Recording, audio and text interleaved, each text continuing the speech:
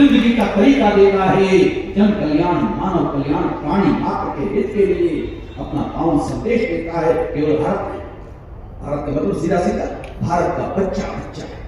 आज 140 करोड़ लोग अगर भारत में हैं तो मैं कह सकता हूं तो 10-20 करोड़ छोड़ो, लेकिन 100 करोड़ से ज्यादा लोग अब भी ऐसे, वो बच्चे से लेकर के जवान तक, किशोर के बाद वृद्धावस्था तक, उनके अंदर आत्मा से एक आवाज आती है कि हम धरती के किसी कोने में भी जाएंगे और वहां पर भी जाकर के पैगाम देंगे, संदेश देंगे,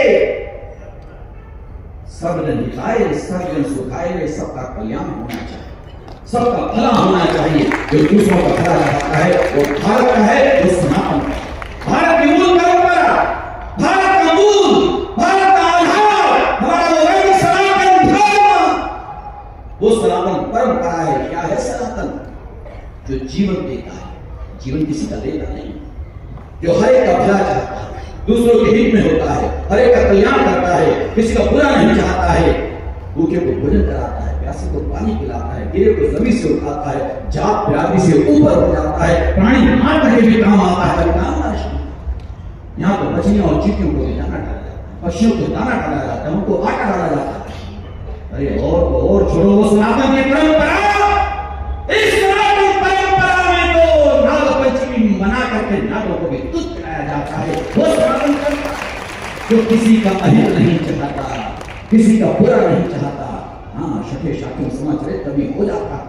अगर सामने वाला इस तरह की विचारधारा को लेकर के आता है तो सनातनियों को जवाब भी जबरदस्त देना आता है, फिर ये घर में घुस सकेगा, ये सनातन। लेकिन मैं यह कहना चाहता हूं, ऐसे सनातन के लिए सनातन जागृति दिव्य सत्संग महर्षि के अपनी गुरुग्राम में आयोजित किया। वैसे तो आपने कहा 50 वर्षों से आधी शताब्दी कम नहीं होती, आधी शताब्दी हो गई है महर्षि को भारत के कोने में। मैं कई बार सुनता रहता हूं, आपके पास धाम स्थान के दर्शन भी हुए नजर पर, अभी पिछले दिनों में भी हमेशा सुनता है दिव्य महापुरुषों के दर्शन होते रहते हैं। पूज्य नारायण जी बैठे, गौरी जी बैठे, हमारी माता जी बैठे, गोसाई जी बैठे, एक एक दिव्य आत्मा महात्मा हमारे चंद्रदेव जी, इन महापुरुषों को सुनता है। हमेशा हर मेरे भारत के महापुरुष ने सनातन के इस प्यारे संदेश को जन तक पहुंचाया और कहा कि आपकी जिंदगी, आपका जीवन दूसरों के कल्याण को अर्पित और समर्पित हो। लेकिन आज मैं एक तीखी सी बात आपको जरूर कहना चाहता हूं, इस पर चर्चा हो सकती है सब महापुरुषों ने की, लेकिन मेरा आपसे निवेदन, श्रोता बैठे, सुधी श्रोता बैठे, मेरा आपसे बड़ी विनम्रता से निवेदन है